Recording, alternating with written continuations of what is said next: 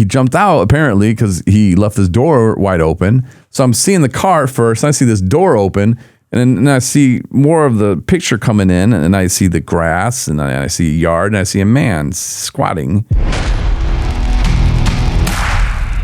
Welcome to the 217 Recovery Podcast. If you don't make mistakes, you won't learn.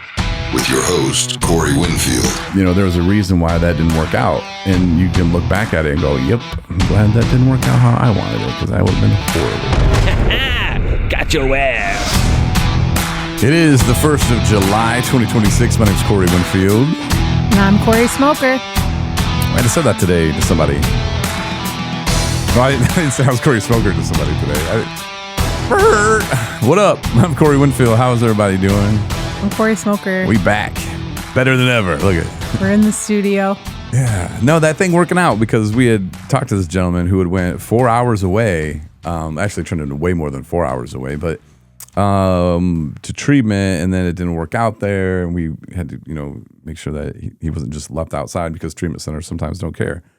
And we do. We care that it's your kid, that's your dad, that's your son, whoever. I guess the son and kid is the same thing, but we care is the point. And I said that to the guy. I'm like, whatever, God did not want you at that place.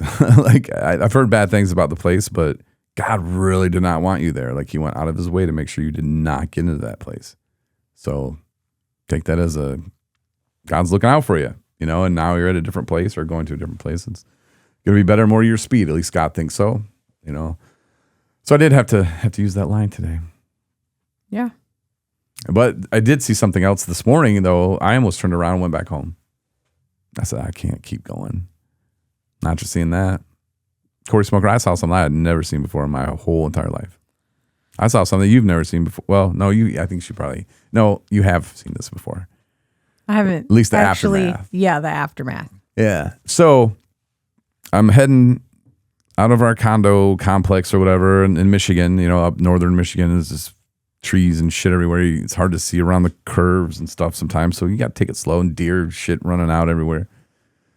So I'm heading out, and I go by the ski lodge, just right by our house. I kind of go around that. And I come up around this bend, is what we'll call it the bend. So you can't see on the left-hand side of the road. You can't really see because it's a bend, So I'm coming up around it, and then as I'm coming, I see this car. It's on the other side of the road, but not in the other lane, but he's on the other side under like the ditch, or kind of the ditch, what do they call that? The side of the road?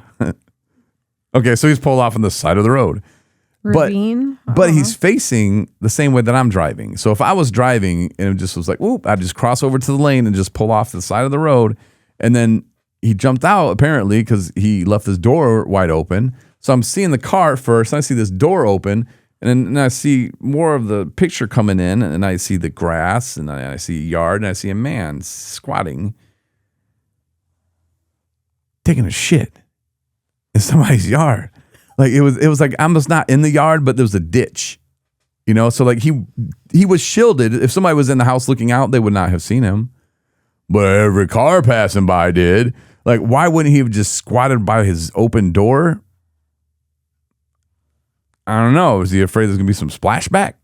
Or maybe he was trying to run for the house. I don't know. Maybe that's is there like rules to shitting in by the side of the road, where you don't shit on the side of the road because that's gross? You have to go into the grass. I don't know. Maybe he thought who knows? When you're in that kind of panic, I don't think you're really thinking. I thought, at least from the few stories that I have heard, there's not been any thinking.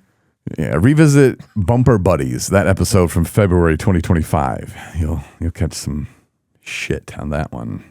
It's pure panic is all I ever hear. Well, I'm driving, and instinct kicks in, which brings me back to my Arkansas days, which weren't good. A lot of drinking going on then.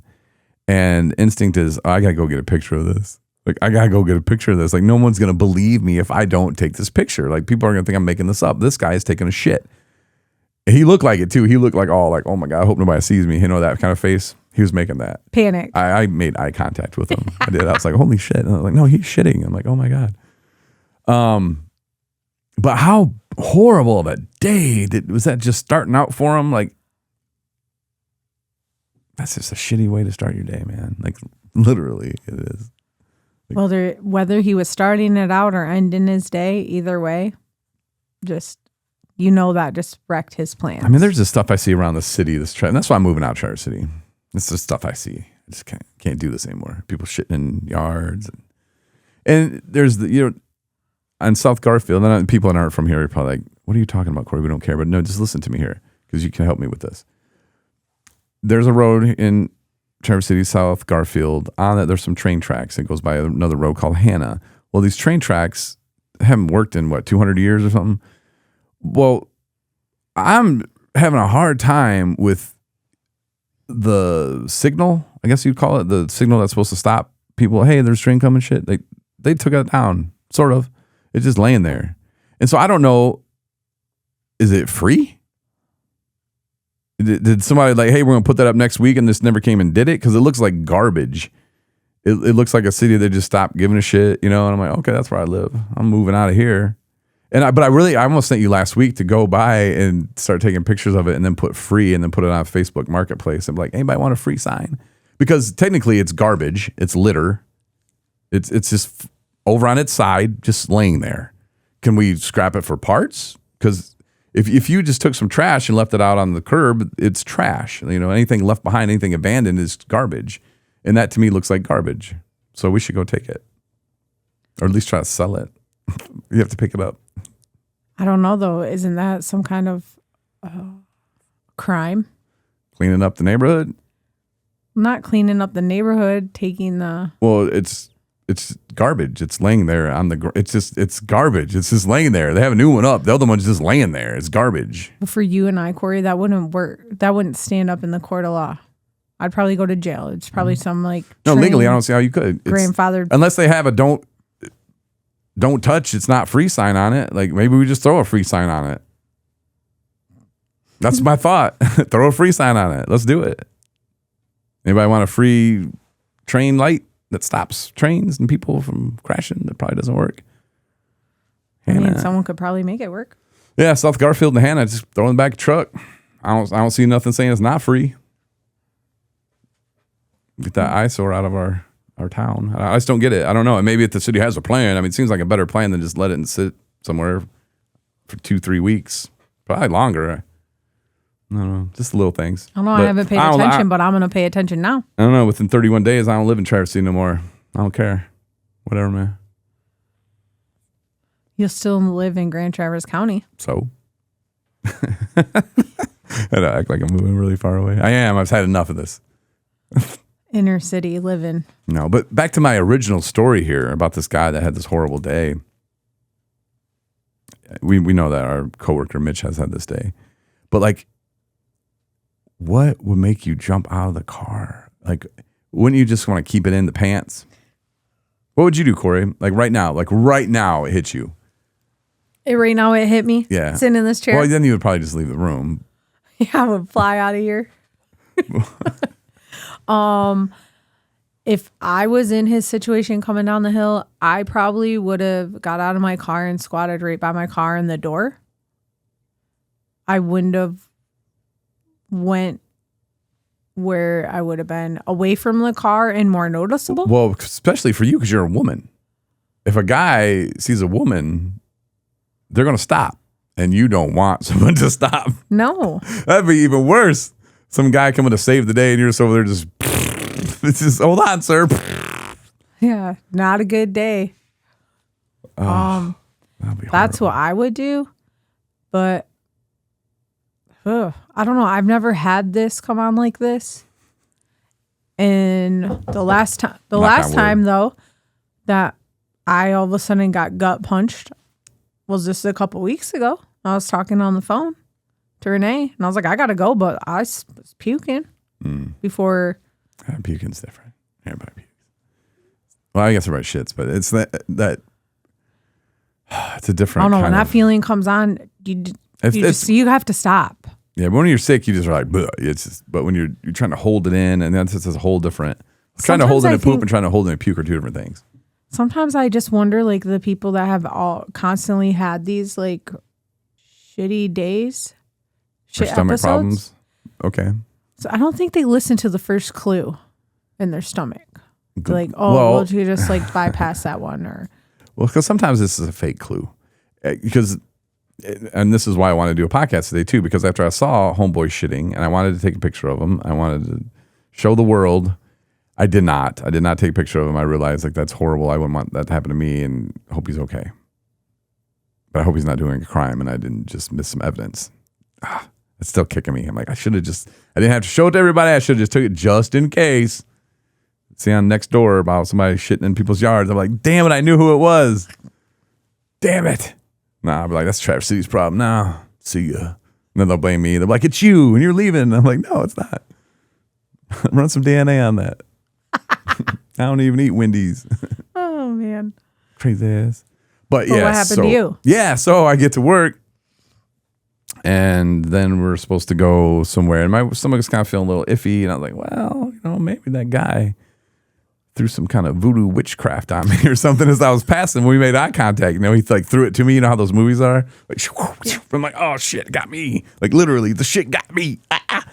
So we go to this daycare to go walk through this place with Marty and the guy who owns it. And I'm not going to go into details on that, but as we're in there and I'm shaking the dude's hand, my stomach's, that feeling of like, uh-oh, you better squeeze him. You better squeeze him just in case. As I'm trying to shake the dude's hand, I'm trying to squeeze and clench the cheeks. Hey, what's up, man? Yep. Oh, can't wait to look around your place. Can we just stand here for like 45 more seconds? Thanks. Just can't move right now. And then it kind of passes. And I was like, and I'm thinking like to myself, like when I hit the door, Marnie's going to look at me and I just got to be like, honey, just trust me. Like I'm running through this in my mind. Like, honey, I just got to go. Then it passed. I'm like, all right, good. So then we go outside and it starts again. I'm like, oh, please. And we get back here to work. I thought it was good. It was not. I had to go make eye contact with you because you were like in the middle of some stuff and like kind of the only one here sort of thing. And I was like looking at you like, I got to go home. And you were just like, yeah, you made the eye contact of like, I know exactly what you're going home for. And I was gone. That's what it was the tone in your voice too.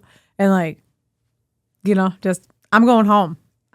There was no deviating questions or answers. And I was just like, see you when you return. Hey, Corey, I'm going to go home and finish up from there. No, it was none of that. It was like, hey, it was like, I'm going home. And yeah, because I knew time was an essence. I didn't want to be in someone's yard. and the reason why you can have a decent bowel movement here at the office, but the way our office is set up, if you do, the whole office smells like doo-doo. It's between that and microwaving food around here, like it's bad. Like when you have employees that have bad food, oh, it's the worst. But we don't really have any of those now. But yeah. Yeah, and it wasn't a situation where you could just be like, hey, everybody's got to evacuate the office. Well, sometimes I've been known to send some people home or on some tasks, but that wasn't in the spot because we had a guy we were trying to help. It was just, the only option was for me to hit the road or bomb the office, and I made it. So sometimes in just the comfort of your own home is where you need to be. Yeah. So his little witchcraft voodoo tried, but it didn't get me all the way. Not like it got him on the side of the road. I just couldn't imagine. Me neither. I hope that never happens. I've been told by Jesse that brings you to a different level of like humiliation. I wonder when people just start wearing underwear or like diapers as underwear. Or is it when people just start having accidents? Is that not? I don't know because I'm 48. It probably depends. But it would. But I mean, is it like, nah, it's 70 now and I just feel like pissing in my, I mean, I don't know. I don't know how that goes. I've heard people say it's actually quite nice. No, seriously. Like next time you go to like a baseball game. Well, nobody goes to baseball games anymore. But if you go to an event that's big, a race or tractor pulls or whatever the hell you went to, wear one of those.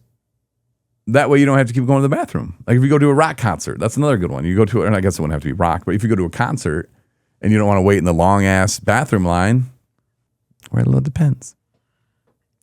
Since we don't drink, it's not like you're going to have that much in there, but if you're just like, just pee a little bit. My son, he sits in his pee all day. Well, not all day, but I mean, until we change it. I don't know how I feel about that. Just looking at somebody and be like, yeah, I'm just peeing in my Depends right now. No, you wouldn't know. You'd just be peeing. Like right now, I'm peeing. You don't even know. We were in Depends for years. I don't know if I could do that. Right. No, and number one and number two in Depends would be different too, because if you're gonna have that explosive, like what I had earlier, there was no Depend I would have felt comfortable with. It's the same thing with that dude that was out in the yard. There was no Depends that was gonna hold that in. Like, well, whatever he was doing. And that's the other thing that I've been told is like when you got the bubble guts like that and it's gonna come like right now or whatever, they're like, oh no, it's never just little like Lincoln log turd. It's like everything from that you've been born coming out.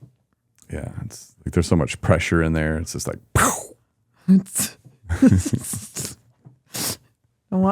and that's how that's how little kids blow out the side of their diaper, the pressure valve. Yeah, it's a real thing. That's what I did. And I think too, is this a little like, a little notch of a life lesson, right? That because karma could have came. Yeah.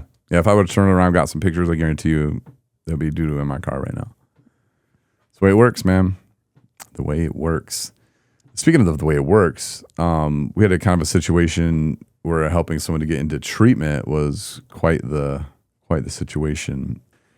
Yeah. If you're looking for recovery services and having a hard time connecting or making them connections, reach out to us here at 217 Recovery. Request a free recovery coach on our website or call the office. Stop in.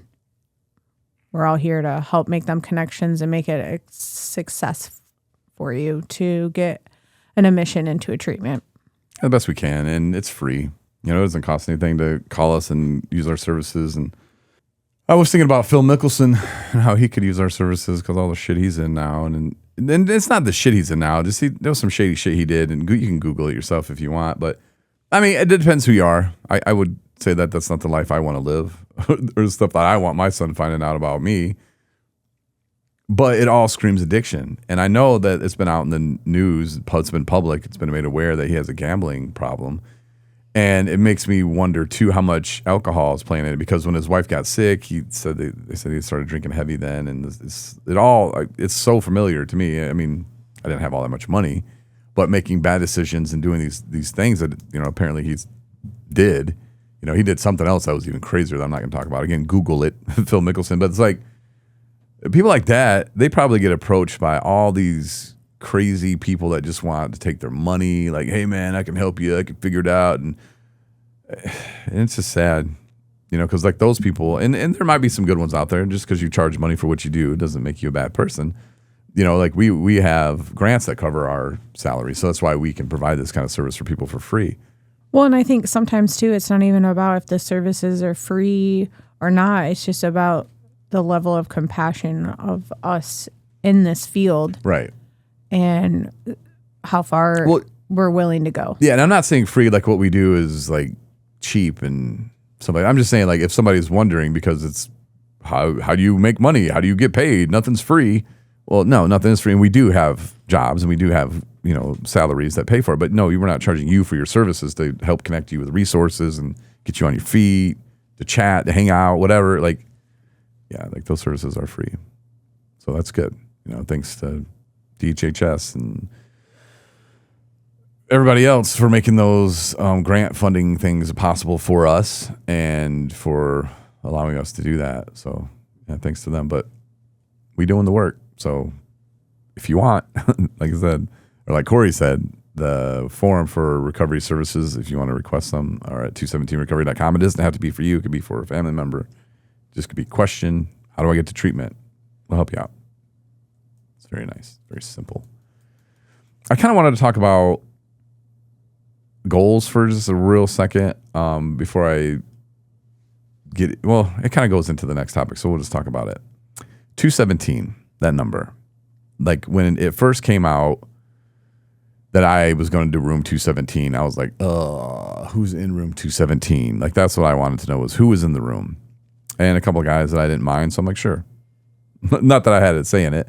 But when I get to room 217, that's when the things really started to happen as far as like me setting goals. And along the way, we started a podcast and we started a recovery community organization. We became a nonprofit. We take people to and from treatment. We started doing these things. And during one of these episodes of this podcast, this very 217 Recovery Podcast. I somewhere said that I was going to make a movie. And then I decided to hold myself to it. Because, like, why not? And I think when I said it, people laughed. And I said, well, okay. And I took some classes, learned how to write a movie, look, cameras and stuff. I mean, you see it every day, Corey. You know, it's like, it's not just a thing I'm just throwing out there. I'm like, no, I'm chasing these goals down, because there's two types of goals. There's two types of dreams. There's the dreams that, oh man, I want to have a beautiful family one day and a nice house. That's a good dream. You know, and then there's goals where I want to be on the radio. Okay. How do you make that happen? You know, and I didn't know earlier. Well, I guess I did know earlier, because I went and got my ass on the radio. But like, there's these goals that people have that some people think that they're too big to achieve. And like, me making a movie, to me, is not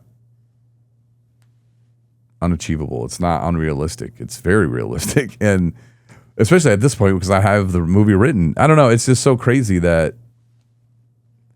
sometimes when you're completing your goals, you're the only one that really knows it. And like, you want to share it with everybody how excited you are, but you can't, because there's really nothing to share. I don't know. It's just a really weird place to be at. And I don't know if anybody else ever experiences that, or if you've ever experienced that, but it's just kind of like, and I wrote a song about it too. It's called Merrily, if you want to listen to it, which I guess could lead me to the next part, is the Parker Beckett stuff that I was working on, which I didn't want to talk about, but I think I should, just for the fact that, just because it's not done to my satisfaction yet, because I want everything to be perfect before I start telling the whole world about it. Like, I've told some people about it, and sometimes I think more than I should. But then I'm like, no, because like, these people are people that are either close to me or would understand a little bit about my story, because the songs, I wrote them all. I didn't sing them, but I wrote them, and they're published. I released a whole album. So you can find it on any streaming platform. You can buy it even, I guess. I don't know. Apple, Amazon, Spotify, Deezer, YouTube. And we made the music video for Bubblegum Tuesday, which was good. And I found that was different. I wanted to make a video, because the song Bubblegum Tuesday is kind of sad. And I wrote that when I was thinking about my son and something that happened with my father-in-law, in a situation where I could see he forgot something, and he's older. And I started thinking, like, how much of this am I going to remember? You know, little Parker running around, and, you know, his little cute little smiles that he throws at me. Am I going to remember that in 10 years, in 20 years? And yeah, I have pictures, I have videos, and I take a lot of them. But am I going to remember that? So I kind of put that all kind of together in a song. And I wanted to go through my whole family history, photos and videos and stuff like that, and like go through and like make a video like that. But then it kind of hit me like, this is my song. I wrote this. Like, that doesn't make any sense. Like, why would these be videos of me as a kid? This isn't my dad's song. This is my mom's. This is my song. So it should include my son and my family. And then my dad came for Father's Day, and I felt like such an asshole for doing this, but I did it anyway. As I started filming, and I didn't film with my camera. I just did it with my phone. And like, I could feel people looking at me going, he's not even enjoying Father's Day because he's over there filming it. And I felt that, you know, but I still did it anyway. And I put it together, and I made the video, and now it's cool. And it's something that's going to be there forever. Father's Day 2026 is now the music video for Bubblegum Tuesday. Like, how cool is that? I don't know, like, just doing stuff like that and being able to do things and say you accomplished them. And I didn't do it for somebody in LA or Hollywood or anywhere else. I did it for me. I did it for my grandkids that I probably will never meet. You know, like, that's why I did it. So, or even for your dad. Yeah. You know, and yeah. And for Parker, you know, I think we were talking about that the day that you showed me the video, or on that Monday, about, I said, you know, your dad's getting older as well. And this is going to be something that Parker, a video that he'll be able to have forever of his grandpa and his dad in it and his mom. And I believe even your stepmom was in there. Yeah. Stepmom Pat was in there. Yeah. And that whole, I went down to the whole deep, dark, depressive thing, because I took some medication for ADHD. And they told me I can stop it whenever, which is not the case. You can't. No, There's side effects, and I'm stupid for believing them when they said that. There wasn't. So I took it for a few weeks, and then I didn't, and I took it for a few more weeks. But apparently when you take it, when you first start it and when you get off of it, you have like, if you have any kind of lingering depression issue, which I got issues everywhere across the board, it amplifies it. So it was not a fun place for me. But it got me into this deep, dark place where I could write some deep songs. And I started thinking about my grandfather, and that's a song called Run It Straight. And I started thinking about Ty Cobb, and I kept thinking about Ty Cobb. I'm like, why am I thinking about Ty Cobb? And I'm a big believer like in angels and guardian angels, stuff like that. And the whole 217 thing, which the person who came up with angel numbers, and I was like, oh, that was all bullshit. I was just making that up. Don't believe any of it, but I still do. And I don't know. It's just something about, I think all of that kind of came along with this whole Ty Cobb thing. And I'm like, okay, is it something like, who would I have, like, was it my grandfather? Like, I didn't really know him. Would he have liked Ty Cobb? You know, and I started looking it up, and then I started talking to my dad about my grandfather more. And just hearing the stuff that I heard about him, it just makes me so sad. You know, he was an alcoholic, I guess, and he died when I was 12, and I didn't even know him, you know, because the family kind of didn't want anything to do with him. He burned down every bridge. He ruined every relationship. That's how they looked at it. But it was his drinking. And they said he was a different person when he came back after World War II. Who would have thought? Yeah, he got shot over there, and he came home. And when you came home, you were the hero, man. Like, and they just won the war too, you know. And well, they didn't just win when he got shot, but he comes home, so he's a hero. The war ends, he's still a hero. You know. So like people are just giving him beer, free liquor. He doesn't even have to work for a year when he comes home, because that's like the military thing. Like they pay you, so you have nothing to do but just get drunk and not heal your trauma. I mean, that was a effed up war, like that. That would have been, and to not get the help that he needed, and to just be told like, hey man, pull your boots up and just get out there and go back to work. And you just, I don't know, like it's crushing to me that he had to go through his whole life like that. And like, he didn't have that chance to heal. And like, I couldn't only imagine, like you can't unsee some of that. No. Mm-mm. No, it's just horrible, you know, to think that he had to go through his whole life like that. And then the fact that he didn't even meet his grandkids, and it was alcohol, you know, like that's what kept it. And when it was introduced to him, you know, and back then too, you could drink whenever dad wanted to take you down to the old bar to say you were a man, you could belly up to the bar and drink then, you know, so there was no, it's not like today, obviously, but it makes me sad. But even back then, like there wasn't the services that there is today, or it was, if you know, you talked about alcoholism, it was, you were shh. Yeah. I don't know. So I think about stuff like that. And when I was writing this album, I thought about stuff like that, and just really how sad really it is, you know. And sometimes when we start blaming our parents for stuff, we need to stop the tape and just go, well, what resources did they have, and what were they being told at the time? Because nobody's perfect. And we're getting a little bit better, but we're also at the same time getting a little bit worse. So, you know, where's the happy medium? And I think it just boils down to exactly what you did with the gentleman who needed help. It was just help him. You know, like we need to go that extra mile because other people don't. It's just having compassion, I think. Yeah. You know me. That's kind of my MO. Like I see where you need help, and I'll sit down and we're going to figure this out, and I'm not going to stop until I have a result. A safe one anyways. Yeah. It's not always the one that is desirable or that is perfect, but you know, I'll make the phone calls and knock on the doors and keep calling until I can at least get some kind of resolution for the client, for whoever. Yeah. So just leaving people just out in the cold. Oh, see you later. Enjoy the streets. Anyway, that was a little podcast. Hopefully you have a great 4th of July weekend. That's how they say it down south. Yeah, be safe. Cherry Fest is starting this week.